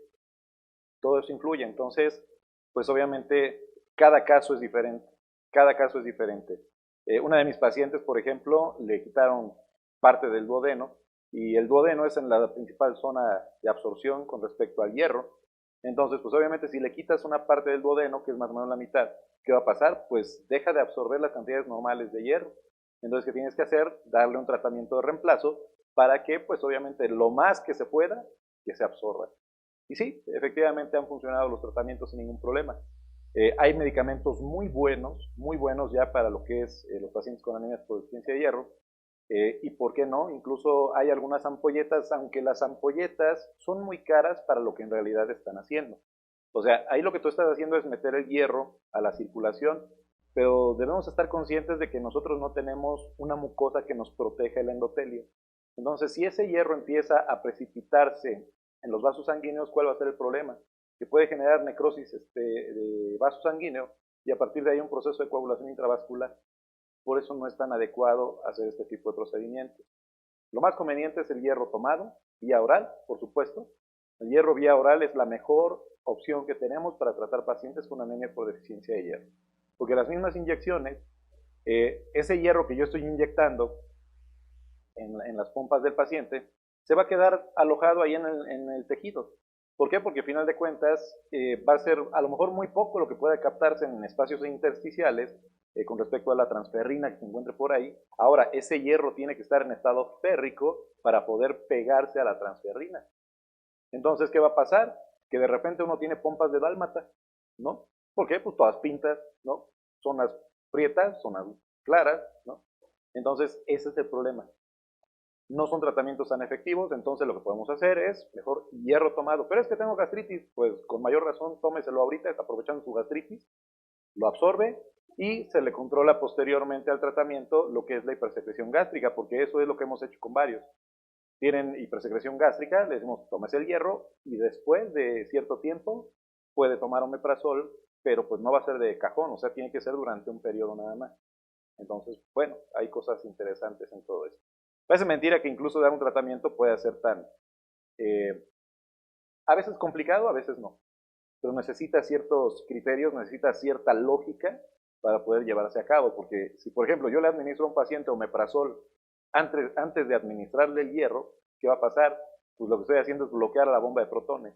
No produzco ácido clorhídrico, no activo proteasas, no libero el hierro, no lo absorbo y se acabó. Porque el mismo grado de acidez que llega al duodeno por parte del alimento activa los receptores de absorción a nivel duodenal. Entonces, ¿qué pasa cuando yo evito la formación de ácido clorhídrico? Pues simplemente no activo los receptores. Entonces no hay manera de que empiece yo a captar justamente ese hierro. Entonces, bueno, pues todo es de conocimiento principalmente. Todo esto es de conocimiento. Pues hay gente que hace las cosas no de la mejor manera y ese es el problema principal que tenemos en el país. Las poblaciones, ya platicábamos que las poblaciones vulnerables son los niños, ya platicamos por qué, adolescentes, mujeres en edad reproductiva. Entonces aquí pues obviamente les decía, se va a remover constantemente esa reserva de hierro. ¿Por qué es importante esto? Bueno, pues porque una mujer debe estar más al pendiente de cómo está su hierro en el organismo. O sea, Ya ahorita ya sabemos que los perfiles de 35 elementos, de ahí hay quien sacó de 42, que a saber qué demonios meten ahí, pues obviamente nos ayuda a saber cómo está el hierro. Yo les recomiendo que si ustedes tienen una química de 28, en lugar de magnesio, metanle el hierro. Es mejor medir hierro en estos casos porque es prioridad. ¿Ok? Entonces, bueno, eso ya lo hace cada laboratorio, ya lo hace cada quien. Pero de repente vemos algunos estudios así como que sin sentido de los que se ofrecen comúnmente al público. ¿Ok? Entonces, bueno, recomendación. Ahora, el problema está en que los procesos menstruales también son muy diferentes en cada una de las personas. ¿Por qué? Porque hay mujeres que el ciclo menstrual o su periodo de menstruación les dura 7 días y aparte es abundante. Entonces, pues es prolongado y abundante, pierde más hierro, por supuesto, que una mujer que tiene un proceso de menstruación que dura 3 días y que obviamente, pues el flujo a lo mejor no es tan abundante, es moderado. Entonces, pues ese es el detalle. Y cualquier mujer que tenga periodos abundantes y prolongados es candidata a estudiarse para ver si no tiene enfermedad de von Willebrand. ¿Por qué? Porque también en las mujeres se observa enfermedad de von Willebrand. ¿Ok? ¿Por qué? Porque finalmente no está codificado a cromosoma X en la patología. Entonces, al no estar codificado a cromosomas sexuales, pues obviamente se presenta en hombres y se presenta también en mujeres. Entonces, cualquier persona, si ustedes conocen a alguien que tenga periodos menstruales abundantes y que sean prolongados, se puede hacer el estudio para enfermedad de von Willebrand. ¿Por qué? Porque hay mayor, parece mentira que más o menos el 70% de los pacientes que están diagnosticados con hemofilia A, no tanto, como el 50%, tienen en realidad enfermedad de von Willebrand. O sea, está enmascarado el diagnóstico, están subdiagnosticados. Entonces, por eso siempre les dice uno, cuando tú tengas esto, a fuerza tienes que hacer diagnóstico diferencial con esto. Si tú tienes deficiencia de factor 8, tienes que hacer estudio para ver si no la deficiencia de von Willebrand te está llevando a deficiencia de factor 8. ¿Ok? Siempre. Si tú tienes anemia megaloblástica por deficiencia de vitamina B12, tienes que ver si no lo que tienes es anemia perniciosa o una simple anemia por deficiencia de vitamina B12. Siempre hay que hacerlo. Igual aquí, en el caso de la anemia ferropénica, si tienes una anemia ferropénica real, es porque la ferritina está baja y el hierro sérico está bajo. Pero la relativa, ¿cómo es? O sea, tengo que hacer diagnóstico diferencial a fuerza. La relativa es hierro sérico bajo y ferritina normal o incluso elevada. ¿Ok? Entonces, hay que aprender a jugar con las piezas del ajedrez y hasta eso, pues yo no sé jugar ajedrez, la verdad. Nunca, no sé, como que nunca me llamó la atención, pero para quien sí sepa, pues ya sabe que también hay otras cosas en donde pueden aplicar la del ajedrez. Los requerimientos de hierro, dice, se estima que el total de las pérdidas de hierro en adultos por la orina, el tubo gastrointestinal y la piel es aproximadamente de 0.88 a 0.98 miligramos por día. De hecho, la descamación lleva a pérdida de hierro, la descamación de las células de la piel nos lleva a pérdida de hierro. Entonces, pues más o menos esto es lo que se está perdiendo prácticamente por día. En la pubertad se requiere hierro para reponer las pérdidas menstruales en las mujeres y bueno, en el caso de los varones para el crecimiento muscular, probablemente para el desarrollo muscular. Si no tengo hierro, pues obviamente los músculos no crecen, ¿no? Y aparte no tengo energía. O sea, desde que hago 3 lagartijas y ya, párale porque ya es mucho, ¿no? Cuando hay gente que se avienta 100, 200, 300 o las que quiera. Pero bueno, porque obviamente está mejor nutrido que otro. Digo, además de que muchas veces el estar gordo no es sinónimo de estar bien nutrido. Hay gente que es obesa o tiene sobrepeso y tiene deficiencias nutricionales varias. Es como cuando dicen que el paciente delgado no tiene derecho a tener los triglicéridos elevados. Claro que sí. O sea, aquí no hay reglas, no existen los estándares de oro. Ya se los platiqué la clase pasada. Aquí los estándares de oro no aplican. ¿Por qué? Porque todos tenemos genética diferente. Por eso, simplemente, pues no podemos decir o hablar de estándares de oro de una manera irresponsable como si fuera lo único que se tiene que hacer. ¿Ok? Ahora, con respecto a la ingesta de hierro, en la alimentación yo puedo absorber, meter a mi cuerpo de 10 a 15 miligramos por día. ¿Vale? Puede entrar en estado férrico o puede estar en estado ferroso el hierro. En el duodeno es donde se va a absorber más o menos el 10% de lo que nosotros estamos ingiriendo. O sea, yo puedo comerme 1 kilo de carne, pero al igual voy a absorber lo correspondiente a 100 gramos. ¿Ok? El hierro que corresponda a esos 100 gramos. Pero mientras, pues ya me llené, ¿no? A mí que me encanta la carne, yo creo que por eso no tengo deficiencia de hierro. Entonces, lo que se absorbe en realidad es aproximadamente 1 miligramo por día, dependiendo de las cantidades que ustedes consuman. Entonces, ese hierro que se absorbe a nivel duodenal se va a transportar justamente a los sitios donde se va a utilizar o donde se va a almacenar por medio de una proteína llamada transferrina, que es la que tenemos aquí. Ahora, la transferrina solamente va a pegar hierro férrico, o sea que está con una valencia +3. Solamente va a pegar hierro férrico, no tiene la posibilidad de pegar hierro ferroso. Justamente por eso nosotros, es que miren, en el caso del hierro, a lo mejor llega en estado férrico, lo convertimos en estado ferroso, lo absorbemos, lo sacamos en estado ferroso, inmediatamente lo convertimos a estado férrico para que se pegue a transferrina. O sea, hagan de cuenta que estamos jugando con el hierro, cambiando de estado el hierro, ¿para qué? Para obviamente transportarlo de una manera más segura también, porque hasta eso, o sea, extracelularmente el hierro ferroso puede generar más daño que el hierro férrico.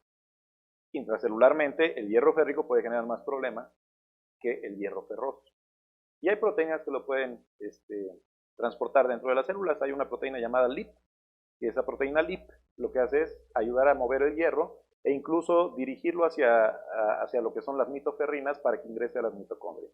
Entonces, bueno, a partir de ahí se va a distribuir este hierro hacia lo que es el hierro corporal total. ¿Ok? Entonces, si consumimos entre 10 y 15 miligramos de hierro por día, pues obviamente vamos a absorber entre 1 y 1.5 miligramos, y eso es lo suficiente para reponer las pérdidas, porque comentábamos que en promedio, pues obviamente vamos a estar perdiendo entre 0.88 miligramos y 0.98 miligramos, bueno, prácticamente un miligramo. Entonces tenemos que estarlo reponiendo. Ahora, si hay una paciente que esté en su ciclo menstrual, pues obviamente debe de tener la posibilidad, o lo que debe de hacer es consumir más hierro en esos días. ¿Para qué? Para que no sea la pérdida tan grave. ¿Okay? Entonces puede ir más o menos desde ese momento ingiriendo hierro para que no se pierda tanta reserva, o no se remueva tanta reserva. ¿Ok? Pero para todo esto nosotros necesitamos de algo importantísimo que se llama glándula gástrica. Y la glándula gástrica está compuesta por algunos tipos de células, por supuesto. Claro, vamos a tener una submucosa, tenemos la capa muscular, porque acuérdense que también el estómago tiene movimiento. ¿A poco no de repente les hace? ¿No? Ahí es cuando está moviendo.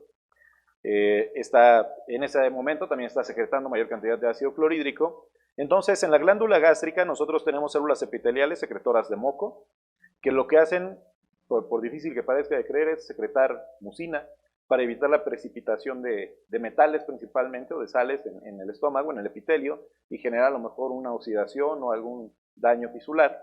Tenemos lo que son las células parietales, aquí las estamos representando en verde, y estas células parietales están encargadas de producir algo que se llama factor intrínseco, por ejemplo, que es importantísimo para la absorción de vitamina B12, pero también son las que nos ayudan a formar el ácido clorhídrico.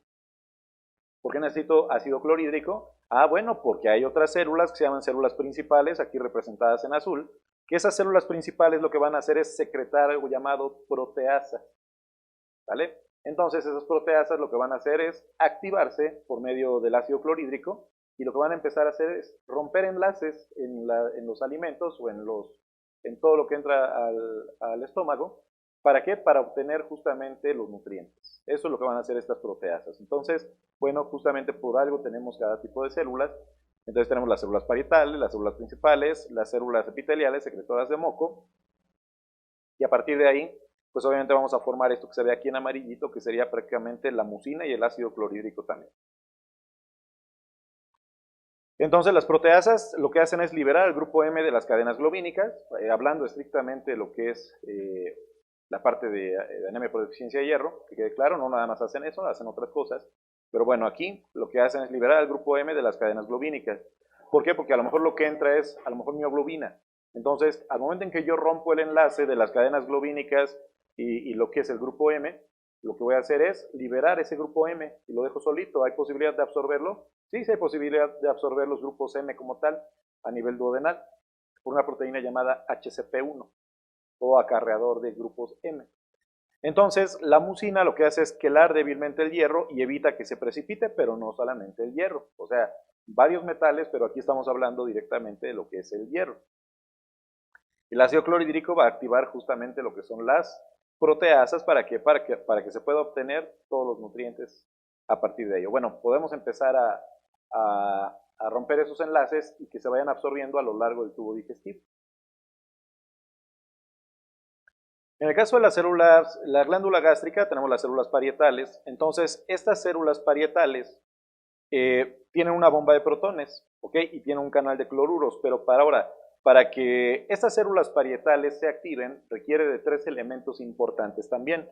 Uno se llama histamina, otro se llama gastrina y otro se llama acetilcolina. Estos 3 elementos me van a servir cuando se acoplan a su respectivo receptor. Me van a servir ¿para qué? Para activar justamente la bomba de protones. ¿Ok? Entonces, por eso es que un paciente cuando tiene exceso en la producción de gastrina puede llevar a tener hipersecreción gástrica también. Entonces, miren, aquí finalmente, si llega a faltar alguno de estos elementos, histamina, gastrina y acetilcolina, no activo la bomba de protones, entonces disminuye la producción de ácido clorhídrico. De hecho, hay algunos tratamientos que pueden actuar, por ejemplo, bloqueando el receptor de histamina, y al no pegarse la histamina, ¿qué es lo que sucede? Ya no se activa la bomba de protones. Porque a fuerza necesito los 3 elementos para que se active.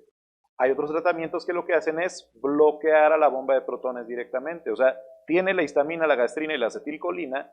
Activo la bomba de protones, sí, pero no permito que pasen justamente esos iones. ¿Para qué? Para que obviamente no forme ese ácido clorhídrico. ¿Vale? Entonces, bueno, tenemos el canal de cloruros, pues obviamente lo que vamos a hacer es, ya en presencia de lo que es el hidrógeno y el cloro, formar ese ácido clorhídrico. Eso es lo que está sucediendo en la luz del estómago. A nivel intestinal, tenemos algo que se llaman vellosidades intestinales y las criptas de Lieberkühn. Esas criptas de Lieberkühn están compuestas por diferentes tipos de células. Ahora, a nivel intestinal nosotros tenemos las vellosidades y las microvellosidades.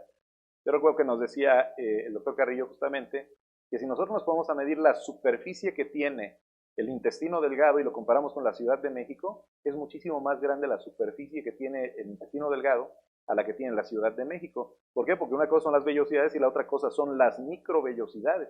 Entonces eso aumenta por mucho la superficie. ¿Ok? Entonces esas criptas de Lieberkühn van a tener enterocitos absortivos, que pues su función es absorber, por supuesto. Tenemos células caliciformes, que la función de las células caliciformes es producir mucina, igual para evitar la precipitación de los minerales, por ejemplo, o los metales. Las células de Panet, que pueden producir a lo mejor lisosimas. Células enteroendocrinas, que pueden ejercer funciones parácrinas, por ejemplo, favoreciendo la funcionalidad de otras células. Y pues obviamente las células M o células madre son las que vamos a tener en la base. Y estas son células madre pluripotenciales. ¿Por qué? Porque tienen la capacidad de dar origen a cualquiera de las células que está aquí, según se requiera. ¿Se entiende? Entonces, pues eso es lo que nosotros tenemos a nivel de vellosidades intestinales y las criptas de Lieberkühn. Entonces sus funciones son las células caliciformes, glándulas unicelulares, mucosecretoras, eso ya lo sabemos. Células enteroendocrinas producen hormonas endocrinas y parácrinas que van a obviamente estimularla y van a favorecer la funcionalidad de estas células. Células de Panet producen lisosimas, alfa-defensinas, glucoproteínas también. Las células madre simplemente están, para el caso de lo que es la pluripotencialidad, es para reemplazar a cualquiera de estas otras células que tenemos. Y los enterocitos absortivos, ya les decía que yo sé que es complejo asimilar, que su función es absorber, ¿no? Entonces, bueno, pues esas serían algunas de las situaciones con respecto a este tipo de células. ¿Qué serían las funciones que ejercen? Entonces, yo creo que todo esto cada vez empieza a ser un poquito más claro. O sea, ya sabemos al menos para qué tenemos las células, lo que son las células parietales, las principales, las mucosecretoras, por ejemplo. Y es importante porque de repente decimos, bueno, sí, pero ¿y esas células para qué sirven? ¿No? Ese es el problema. Muchas veces no sabemos para qué demonios sirven algunas cosas. Igual aquí, pues al menos sabemos que tenemos diferentes tipos de células y que cada una tiene una función en específico. Muy bien, ahora, para la regulación del metabolismo del hierro, necesitamos de varios elementos y principalmente es la absorción de hierro en este caso. En la zona apical de lo que son los enterocitos absortivos, nosotros que vamos a tener lo que es la citocromo B duodenal, algo que se llama móvilferrina, que va a funcionar en conjunto con la beta-3 integrina, y tenemos otra proteína llamada transportador de metales divalentes de tipo 1, ¿ok? DMT1 y HCP1 o proteína acarreadora de grupos M de tipo 1. Entonces, todos estos elementos van a estar incrustados ¿en dónde? En la superficie de lo que es el enterocito absortivo. O sea, la parte más externa, pues se llama zona apical, que es la zona más expuesta con respecto y está más en contacto con todo lo que transita a nivel intestinal.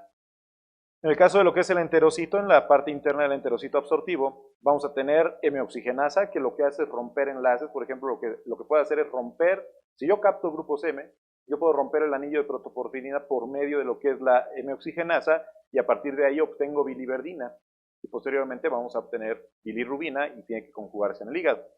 Flavin monooxigenasa, que va a trabajar en conjunto con la beta-2 microglobulina, y estos dos elementos a lo que nos van a llevar es justamente a formar un complejo que permite la absorción de hierro en estado férrico. Entonces, esa es una ventaja. O bueno, al menos lo que hace es formar un endosoma a partir de la activación de estas dos proteínas y la beta-3 integrina y móvil ferrina. Estos se acoplan justamente con este complejo móvil ferrina beta-3 integrina y posteriormente lo que se hace es liberar el hierro. ¿Para qué? Para que otra proteína llamada STEAP3 o STEAP, así se escribe, STEAP, o sea con STEAP 3, ese STEAP3 lo que hace es convertir el hierro férrico a estado ferroso y ya puede entrar por DMT1. Ahorita vamos a ver los dibujos para que sea más fácil. Tenemos, con respecto a la disponibilidad del hierro en la zona basal del enterocito absortivo, algo que se llama ferroportina 1, hefestina y el receptor del virus de la leucemia felina de tipo 1.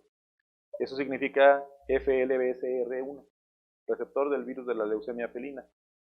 Entonces, estos tres elementos nos van a ayudar, ¿para qué? Para que pueda ponerse a disponibilidad de ese hierro. Por la ferroportina sale en estado ferroso, se encuentra con la hefestina, lo convierte en estado férrico, ya se puede pegar a transferrina. Si salen los grupos M completos, van a salir por FLBSR1, o sea, por el receptor del virus de la leucemia felina, y en ese momento, cuando salen los grupos M por aquí, se pegan a hemopexina, que la hemopexina es una proteína transportadora de grupos M, ¿ok? Entonces, bueno, pues ese comportamiento va a tener todo eso.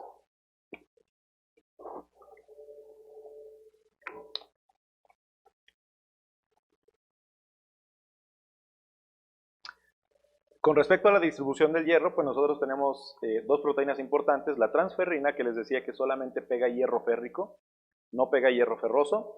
Tenemos lo que es la hemopexina, que les decía que lo que hace es transportar grupos M. Ahora, también tenemos otra proteína transportadora de elementos como la hemoglobina, que se llama aptoglobina, ¿ok? Pero obviamente, pues yo no estoy absorbiendo hemoglobina, yo lo que estoy captando es hierro o grupos M. ¿Cuándo pudiera yo transportar hemoglobina en circulación? Bueno, cuando tengo una hemólisis intravascular, por ejemplo. Ahí pudiera yo estar generando esa posibilidad de pues absorber o transportar lo que son la hemoglobina libre. ¿Queda claro? Entonces, bueno, creo que está más o menos tranquilo esto. Muy bien. Entonces, todo lo que vimos en la diapositiva anterior, justamente aquí nos indica que el hierro puede venir en estado férrico sin ningún problema o puede venir en forma de grupos M también, que tendrán que entrar justamente a estas células que vemos aquí, que son los enterocitos absortivos. Esos son los enterocitos absortivos. Ahora, cuando el hierro llega en estado férrico, tenemos al igual algún complejo de proteínas, como por ejemplo la citocromo B duodenal, que forma parte de las proteínas llamadas ferrirreductasas. Entonces, este hierro en estado férrico llega, se encuentra con la ferrirreductasa, lo que hace esta proteína es convertir el hierro férrico a estado ferroso. Ahora, ya platicamos que esta proteína DMT1 solamente va a permitir el estado del hierro cuando va con más 2, ¿ok? Entonces, por eso es transportador de metales divalentes. Entonces, si el hierro de ir con una valencia más 3 va con valencia más 2, ya puede entrar por DMT1. Entonces, ingresa a lo que es el enterocito absortivo y puede llegar justamente a la puerta de salida llamada ferroportina. ¿Ok? Entonces, aquí estamos incluyendo 1, 2, 3 proteínas ya, que en el caso de lo que es la ferroportina es la puerta de salida justamente del hierro de los enterocitos absortivos. También tenemos ferroportina en lo que son los macrófagos y los hepatocitos. Entonces, sale el hierro en estado ferroso, se encuentra con una proteína llamada hefestina, que su función va a ser convertir el hierro ferroso a hierro férrico. Entonces, al momento en que convierte este hierro ferroso a hierro férrico, lo que vamos a hacer es pegarlo justamente a transferrina y ya podemos transportarlo hacia donde se requiera ese hierro, ya sea para almacén o ya sea para utilizarlo de inmediato en el caso de lo que son los eritroblastos. Justamente por eso ya tenemos este mecanismo. Ahora, si el hierro llega en estado ferroso, pues obviamente puede entrar directamente, no hay ningún problema, entra directamente, sale en estado ferroso, se encuentra con efestina, se convierte en hierro férrico y es transportado justamente ese hierro en estado férrico y va a ser captado por los receptores de transferrina de las células que están involucradas para almacenarlo, o en su defecto, para lo que es la utilización de ese hierro. Puede llegar justamente el hierro en grupos M. Entonces, cuando llegan estos grupos M a lo que es la luz intestinal del duodeno, se encuentran con la proteína HCP1, pero ojo, la proteína HCP1 no solamente nos favorece la absorción de grupos M, sino también un poco de ácido fólico. Ahí puede empezar a absorberse el ácido fólico por medio de HCP1. Entonces, este grupo M entra por HCP1 y tiene dos opciones. Una sería seguirse como grupo M en el interior del enterocito, sale por el receptor del virus de la leucemia felina, se pega como grupo M a hemopexina y va a ser transportado hacia lo que son los macrófagos o hepatocitos. ¿Para qué? Para que obviamente se pueda aprovechar ese hierro. ¿Qué pasaría si este grupo M sigue otro camino diferente? Bueno, lo que puede pasar es que se encuentre justamente con la M-oxigenasa. En ese momento, cuando se encuentra con la M-oxigenasa, lo que va a hacer es romper el anillo de protoporfirina, va a haber formación de biliverdina, posteriormente bilirrubina, ese hierro queda en estado ferroso, porque el grupo M lleva hierro ferroso, que quede claro, lleva hierro ferroso, ese hierro queda libre en el interior del enterocito absortivo, sale por lo que es la ferroportina, se encuentra ese hierro ferroso con la efestina, es convertido a hierro férrico y a partir de ahí podemos empezar a acoplarlo a moléculas de transferrina. ¿Ok? Entonces, eso es lo que sucede. Son los mecanismos más conocidos de absorción de hierro y de hecho, pues no sé si sean exactamente los más eficientes, pero yo creo que cualquier mecanismo es eficiente siempre y cuando pues, se lleve a cabo de manera normal. ¿Ok? ¿Alguna pregunta de esto? ¿No? ¿Seguros? ¿Seguras? Ya estoy como el Fox, ¿no? Chiquillos y chiquillas. Muy bien. Ahora, justamente platicábamos con respecto a la hemopexina, que es de lo que se encarga es de transportar los grupos M en el organismo. Cuando esta hemopexina llega justamente a la zona donde hay macrófagos, ¿qué es lo que va a suceder?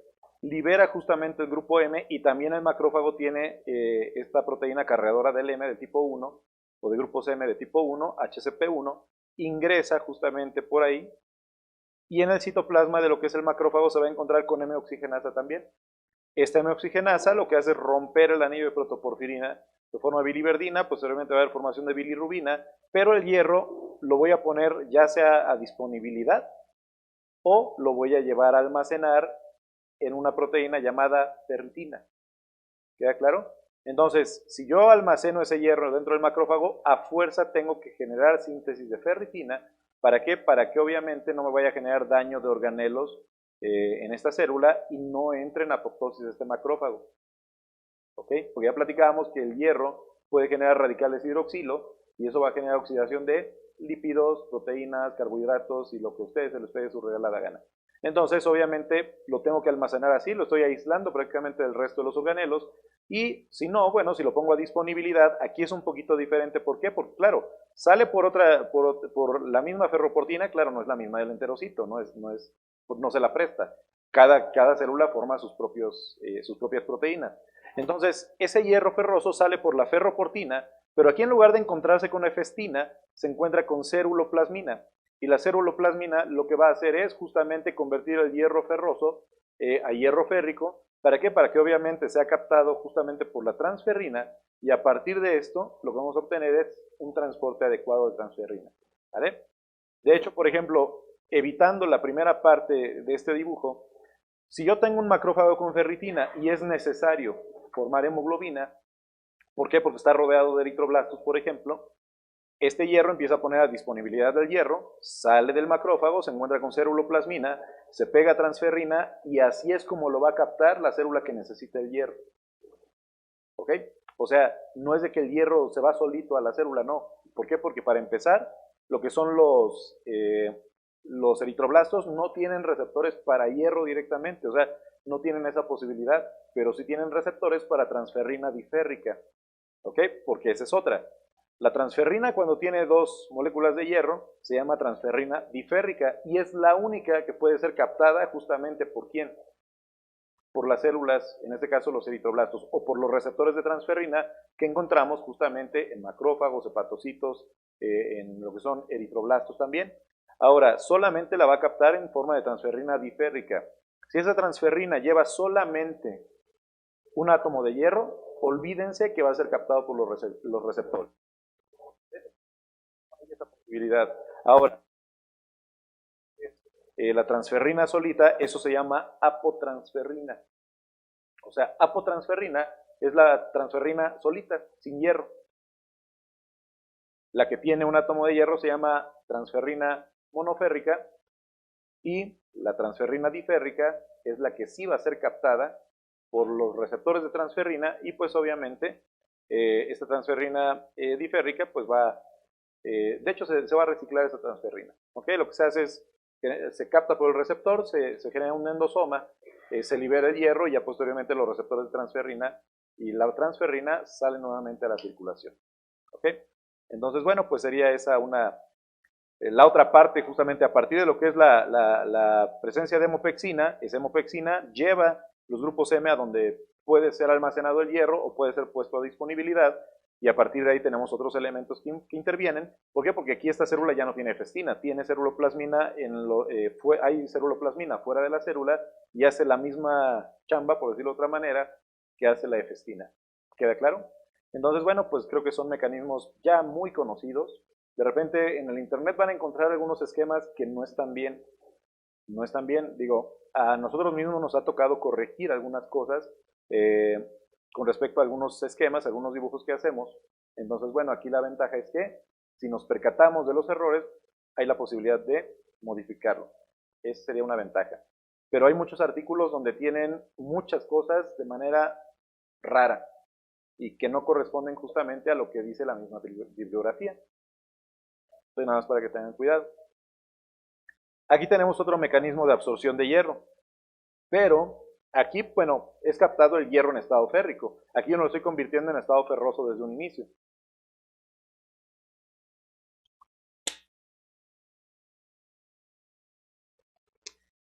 En el esquema anterior, bueno, en el primer esquema, nosotros veíamos que el hierro llegaba en estado férrico, se encontraba con lo que era la ferrirreductasa, puede ser citocromo B duodenal, por cierto. Entonces, se encuentra con la ferrirreductasa, ese hierro férrico, se convierte en estado ferroso, ya puede entrar por DMT1, y a partir de que entra por DMT1, va a salir por ferroportina, se va a encontrar con la efestina y va a estar puesto, se puede ya pegar o acoplar justamente a la transferrina. Pero aquí, por ejemplo, lo que estamos haciendo es, sin necesidad de convertirlo desde un principio, a lo mejor es un proceso un poquito más complejo. Tenemos el hierro férrico, se pega a lo que es un receptor llamado beta-3 integrina. Al momento en que esta beta-3 integrina cierra la pinza, se acopla la móvil ferrina, ¿para qué? O sea, migra la móvil ferrina, ¿para qué? Para que no se abra la pinza. Entonces, en ese momento, se empieza a endocitar estas proteínas, forma el endosoma, pero dentro de esas proteínas, que aparte de la móvil ferrina y lo que es la beta-3 integrina con el hierro, se endocita también DMT1. ¿Por qué necesitamos DMT1? Bueno, porque es por el lugar por donde debe de estar o debe de entrar justamente el hierro al citoplasma. Porque una cosa es la vesícula y otra cosa es el citoplasma como tal, eso debe de quedar claro también. Entonces formamos la vesícula, pero tenemos otro tipo de vesículas que contienen, claro, una bomba de protones, beta-2 microglobulina y flavin monooxigenasa. Entonces la bomba de protones está activa constantemente. Al momento en que se fusiona esta vesícula con el endosoma, vamos a formar un complejo llamado paraferritina reductasa. ¿Por qué? Porque lo primero que hice fue captar el hierro, cerrar la pinza, asegurarme de cerrar bien la pinza por medio de la móvil ferrina. Sí, pero aquí le estoy agregando otros elementos que me van a ayudar ¿a qué? Me van a ayudar justamente a que libere yo el hierro. Entonces, cuando se forma el complejo paraferritina reductasa, lo que va a hacer es que se libera el hierro y pues obviamente se va a encontrar con una proteína que no está representada aquí, que se llama STEP3. Esa proteína step 3 va a convertir el hierro férrico en hierro ferroso y es el momento por el cual ya puede entrar al citoplasma por DMT1. O sea, cuando yo tengo una vesícula como esta, todavía sigue siendo fuera de la célula. Una cosa es que esté en el citoplasma, pero otra cosa es que forme parte del interior de la célula. No sé si me voy a entender. ¿Ok? Entonces, ese hierro entra al citoplasma en estado ferroso y va a salir por la ferroportina. Cuando sale por la ferroportina, se encuentra con efestina, se convierte a hierro férrico y es obviamente aprovechado o se empieza a pegar a las transferrinas para ser transportado. Entonces, este es otro mecanismo de absorción de hierro que, bueno, pues va a ayudar justamente a entender un poquito mejor que, pues, ahí es donde muchas veces no nos explicamos por qué se absorbe tan poco hierro teniendo varios mecanismos de absorción de hierro, ¿no?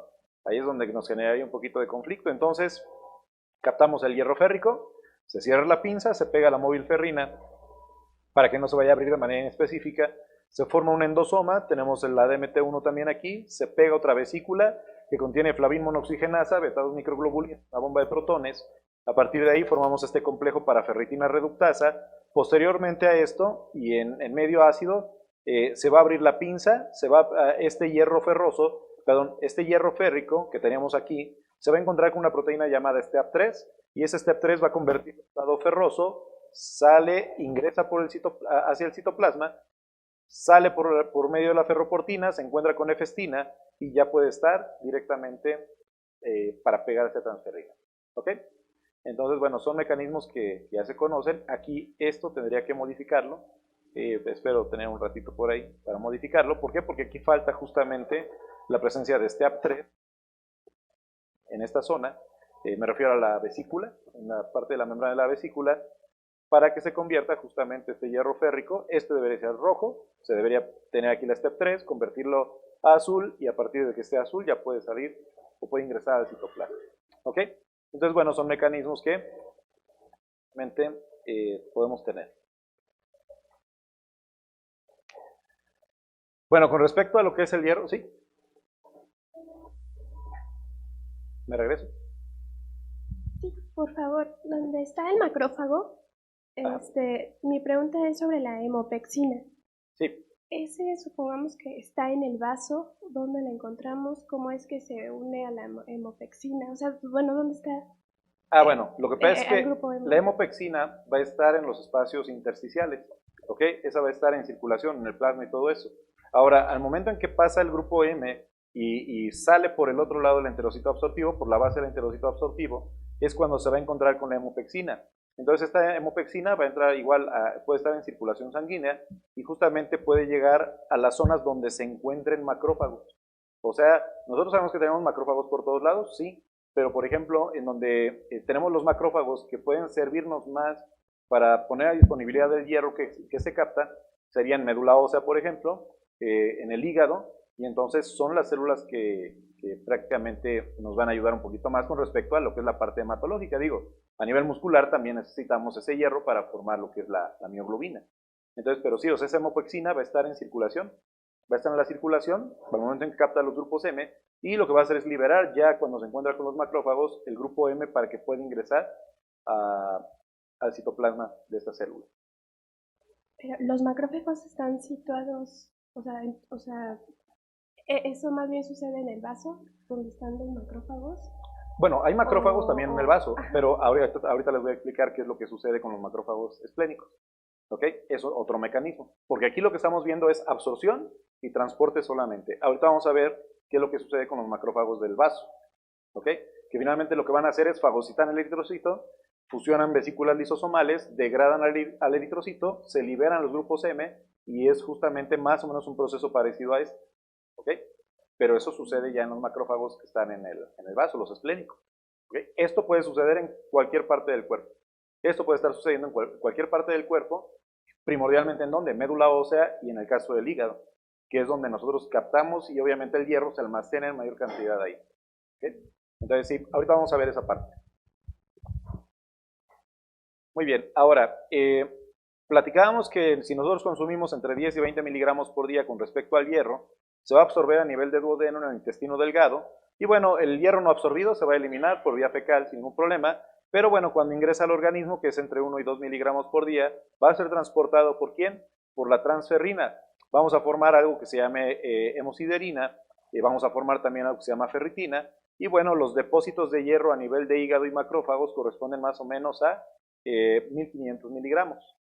Ahora, la transferrina va a estar transportando aproximadamente 3 miligramos de manera común, y bueno, hay que aprovecharlo. Por ejemplo, en el caso de los músculos, aproximadamente son 300 miligramos, y las pérdidas son de 1 a 2 miligramos por día. Entonces es una gran cantidad de hierro el que nosotros tenemos disponible de manera normal cuando un paciente es sano, ¿verdad? En el caso de los eritrocitos, a lo mejor lo que se puede recuperar son 2000 miligramos, y a partir de ahí ese hierro puede irse hacia lo que son pérdidas, o en su defecto también la reutilización, que son entre 20 y 30 miligramos por día. Entonces es una buena cantidad. De hecho, les decía que la mayor parte del hierro que nosotros tenemos es el que reutilizamos de los eritrocitos senescentes. Entonces, justamente, por eso tenemos que hacer todo esto. Ahora, justamente lo que preguntabas, aquí tenemos un macrófago, por ejemplo, que lo que está haciendo es fagocitar un eritrocito. ¿Ok? Al momento en que fagocita el eritrocito, va a formar ese fagosoma y va a llegar a fusionarse las enzimas lisosomales para degradar al eritrocito y liberar justamente estos grupos M, que tienen que entrar ¿por dónde? Por esa proteína que se llama HCP1. Entonces entran por HCP1, se encuentran con la M-oxigenasa en el citoplasma y va a hacer exactamente lo mismo. Esta M-oxigenasa lo que hace es romper el anillo de protoporfirina, libera el hierro, y el hierro puede estar hacia el almacén o puede estar a disponibilidad. Sale del macrófago por la ferroportina de tipo 1, se encuentra con la ceruloplasmina, ese hierro ferroso se va a convertir a hierro férrico y ya se puede pegar a transferrina. Esto es lo que sucedería en el caso de fagocitar los eritrocitos, y esto es lo que comúnmente pasa en el vaso. ¿Okay? Eso es lo que estaría pasando primordialmente en los macrófagos esplénicos, que finalmente nosotros sabemos que fagocitan aquellos eritrocitos que ya no tienen la capacidad de deformarse fácilmente. ¿Por qué? Porque el grado de oxidación que tienen, pues obviamente limita sus funciones en esta célula. ¿Ok? ¿Vamos bien hasta aquí? ¿Alguna pregunta hasta aquí? ¿De qué os van a comer?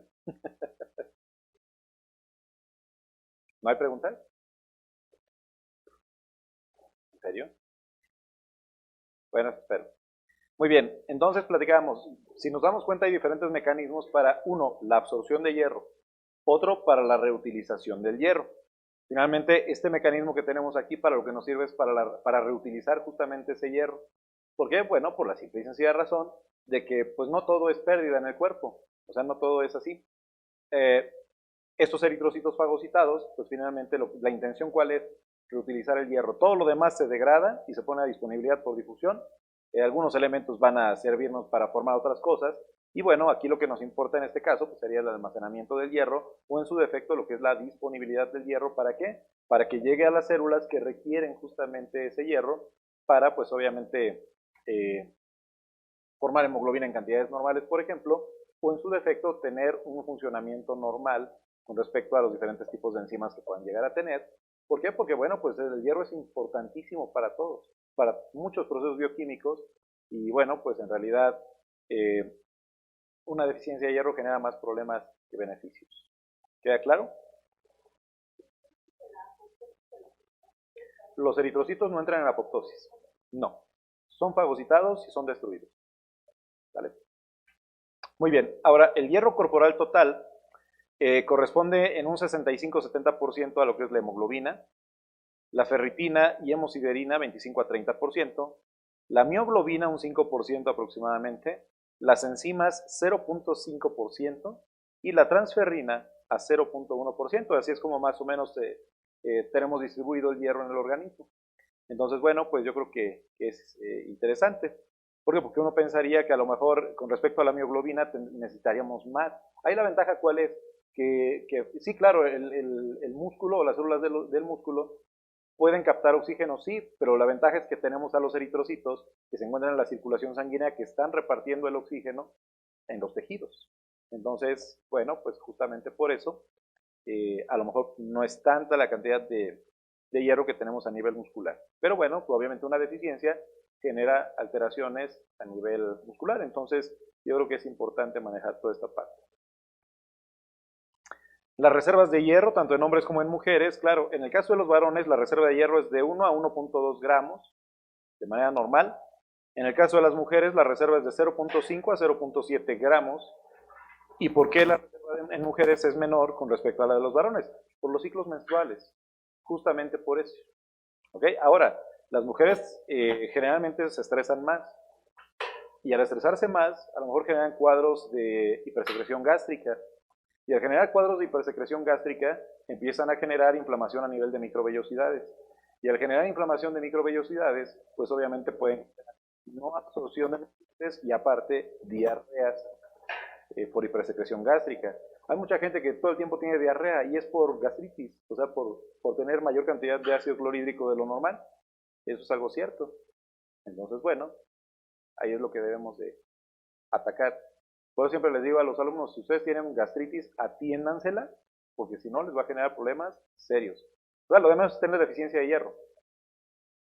Lo de menos es la deficiencia de hierro, pero les puede generar una hipersecreción gástrica, claro, lesión de vía respiratoria también, varices esofágicas, quemando la mucosa gástrica, exponiendo justamente los vasos sanguíneos, puede haber hemorragia importante, hernia hiatal, puede generar duodenitis, puede generar ileitis, puede generar igual colitis, lo que son hemorroides, vaya, en fin, o sea, y aparte problemas de lo que es las vías respiratorias. ¿Por qué? Porque ese ácido que se empieza a volatilizar quema justamente las mucosas y a cada rato van a andar como con alergias, ¿no? Porque de repente dicen, es que amanezco con alergia y al ratito se me quita. No, lo que pasa es que cuando estamos dormidos no comemos dormidos, ¿verdad? No comemos dormidos, entonces son muchas horas sin alimento, entonces el ácido se está produciendo. Cuando nosotros estamos despiertos toda la noche, ¿a qué hora nos empieza a dar hambre? Como a la 1 de la mañana, como a las 3 de la mañana, como a las 4 de la mañana. Entonces tenemos que comer a esas horas, ¿ok? Si estamos despiertos. Si estamos dormidos, se sigue produciendo el ácido clorhídrico, sí, pero en menor cantidad de lo que sería si estuviéramos despiertos, pero aún así nos puede generar problemas al paso del tiempo. Entonces, si alguien tiene gastritis, atiéndase. Hay manera de resolver el problema. No se esperen a tener cosas más serias, como deficiencias nutricionales, que los puede llevar a problemas un poquito más complejos. Entonces, bueno, las reservas están en estas cantidades, y bueno, ya sabemos que a partir de lo que son los ciclos menstruales, pues obviamente las mujeres tendrán menos posibilidad de almacenar hierro en mayor cantidad. Las pérdidas de hierro en mujeres, por ejemplo, en el embarazo pierden por día de 3 a 5 miligramos, o sea, se aumenta la pérdida de hierro. Pero ahora, ¿ahí en realidad es pérdida de hierro? ¿O que se lo está ganando el chamaco? Pues generalmente se lo gana el chamaco, eso es algo cierto, pero también acuérdense que hay mujeres que un embarazo es diferente en cada mujer. Digo, una cosa es que les crezca la panza a todas, ¿no? Eso es algo cierto, que se generen estrías y todo eso, sí, pero los nutrientes los disponen de manera diferente, ¿ok?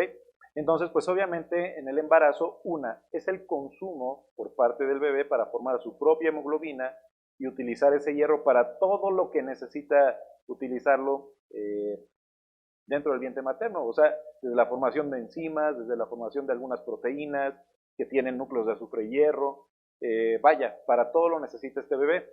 Entonces, obviamente la pérdida es mayor, en realidad está perdiendo lo de 2 personas, si ustedes se dan cuenta.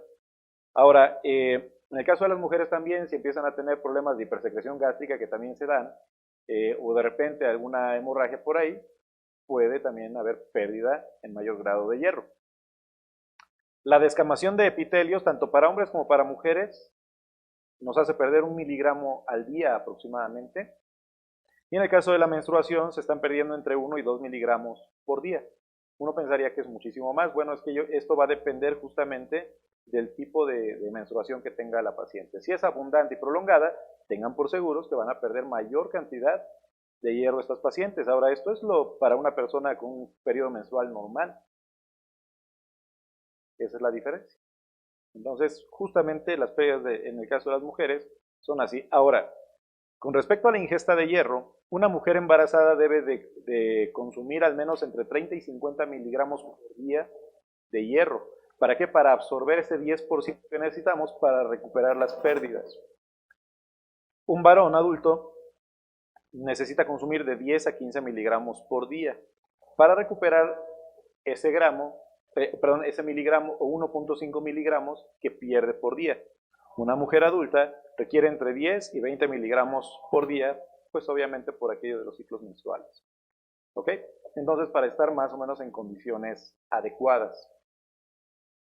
¿Se entiende? ¿Sí? Pásenle el micrófono.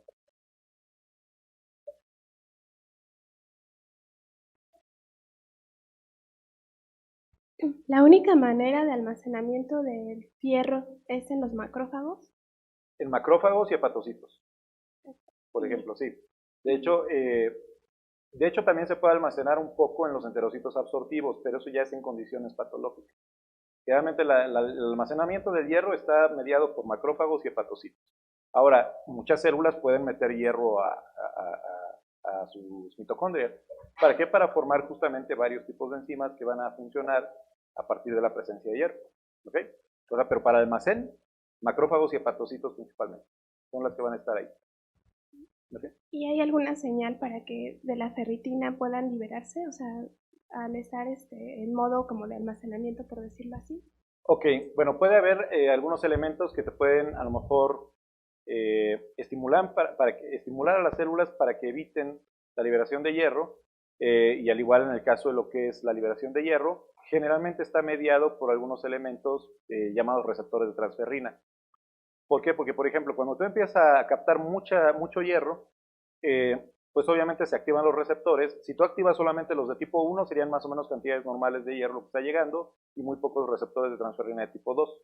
O sea, y eso finalmente a lo que te va a llevar es a meter hierro y almacenar lo que sea necesario y poner a disponibilidad lo que sea necesario. Ahora, generalmente la demanda, o en este caso las necesidades de oxígeno en el cuerpo, pueden favorecer justamente la disponibilidad del hierro. Pero para esto hay muchas proteínas involucradas en la membrana de las células, como por ejemplo la BMP, BMPR, lo que es la hemojuvelina, o sea, que lo vamos a ver ahorita. Hay muchas proteínas involucradas justamente para que se pueda llevar a cabo todo este proceso. Uno sería para formar algo que se llama hepcidina y que se regule la disponibilidad de hierro. ¿Okay? Ahora, cuando ya hay mucho hierro en circulación, lo que se hace es bloquear la salida de hierro. ¿Vale? Por medio de la hepcidina, se produce hepcidina, se bloquea la liberación de hierro, pero ahora cuando el hierro hace falta en los tejidos, principalmente en los eritrocitos, pues obviamente lo que necesitamos es liberar mayor cantidad de hierro. Entonces disminuye la producción de hepcidina y a partir de ahí es que se está constantemente liberando el hierro. ¿Ok? O sea, el hierro se libera de manera normal constantemente, sin ningún problema. Pero quien va a regular justamente esa salida de hierro, porque ya no hace falta, se llama hepcidina. ¿Ok? Ahorita vamos a ver. ¿Vale? ¿Sí? Ahí está el micrófono.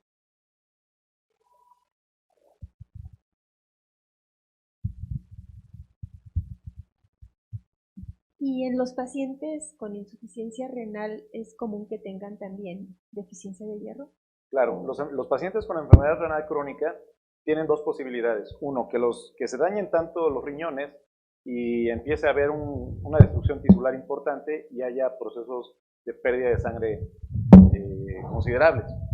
Ahora, ¿la otra situación cuál es? La otra situación es que estos pacientes con enfermedad renal crónica empiecen a desarrollar, derivado de lo que es el proceso de lesión tisular o el daño tisular, lo que empiezan a hacer es que se empiezan a presentar interleucinas en mayor cantidad de tipo 6. Entonces esa interleucina de tipo 6 la va a captar el hepatocito.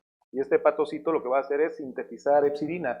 En el momento en que se sintetiza esa hepcidina, va y se pega a las ferroportinas. La ferroportina ya no sale a la circulación y a partir de ahí yo ya no tengo tanto hierro disponible para formar cantidades normales de hemoglobina. Entonces, en el paciente con enfermedad renal crónica, por eso es que de inicio la anemia es normocítica, normocrómica, pero al paso del tiempo va a ser microcítica hipocrómica. Por estas dos situaciones, porque está secuestrándose el hierro en los macrófagos y hepatocitos, o en su defecto, porque derivado de la lesión a nivel renal o del daño renal, puede haber hemorragias constantes que estén generando la pérdida de hierro también. Pues eso lo pueden ver. Ahora, si es hemodiálisis, con mayor razón. La pérdida de hierro es muchísimo mayor y ahí es donde tenemos que monitorear a todos los pacientes que tienen enfermedad crónica, tenemos que monitorearles también el hierro, tanto sérico como la ferritina. ¿Ok? Entonces, pero sí, no es raro que pase eso en pacientes con enfermedad renal. ¿Vale? Como les decía, pues todo tiene finalmente un porqué. Todo tiene un porqué. Ahora, síntomas de la deficiencia de hierro, tenemos síntomas generales que son fatiga, astenia, disnea, cefalea, mareos, náuseas con o sin vómito, por supuesto. Síndrome de pica, que el síndrome de pica es cuando a la gente le da por comer tierra, gises, papel, mucho hielo. Irritabilidad, ¿ok? ¿Por qué? Porque también las neuronas requieren de hierro para funcionar adecuadamente, entonces pues, se ponen así como que en estado de alerta, está más intolerante, y sí es algo común en pacientes que tienen deficiencia de hierro, ¿ok? Entonces, como les decía, puede haber deficiencia de hierro sin anemia, o sea, este paciente que se pone de malas, no precisamente sea gruñón, sino que tiene deficiencia de hierro, pero a lo mejor no tiene anemia. ¿Queda claro? Entonces, bueno, tenemos que considerar, estos son finalmente síntomas que pueden llegar a estos pacientes. Yo, por ejemplo, a mí me gustaba, cuando estaba en la primaria, comerme los gises, pero no sé si precisamente tengo síndrome de pica. Me gustaba comerme las hojas de las libretas también, ¿no? Hasta pedacitos de silicón para entretenerme, mastique y mastique y mastique, y después me los pasaba. Los chicles me los paso, entonces, pues... O sea que si hay algún lugar donde tengo silicón es en el tubo digestivo, para que no envejezca, ¿no? Entonces les decía, o sea, son datos generales con respecto a los pacientes que tienen anemia, generalmente, pero los que tienen deficiencia de hierro tienen, por ejemplo, síndrome de pica o irritabilidad. Hay gente que se come hasta pedazos de ladrillo. Hay gente que come hasta pedazos de ladrillo, entonces, bueno, pues, ahí sí yo no le entro. Pero sí le entraba yo a los gises, como, ¿están ricos? Ah, no sé si también le entran a eso, a lo mejor sí. A lo mejor también le entran a eso. Muy bien, signos de la deficiencia de hierro.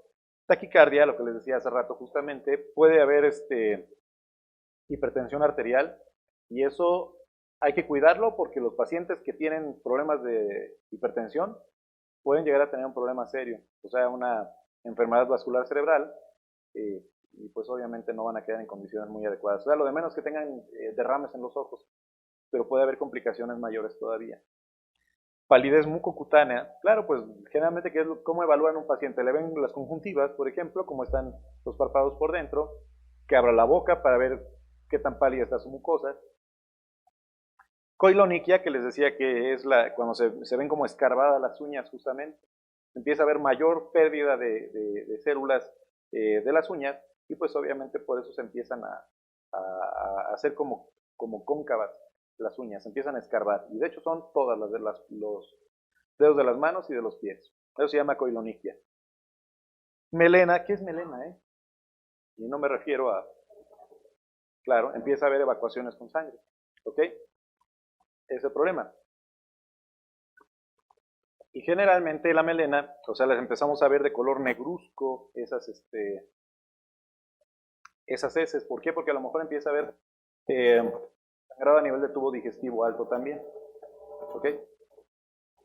¿Hay espíritus chocarreros aquí? No. Me alejo.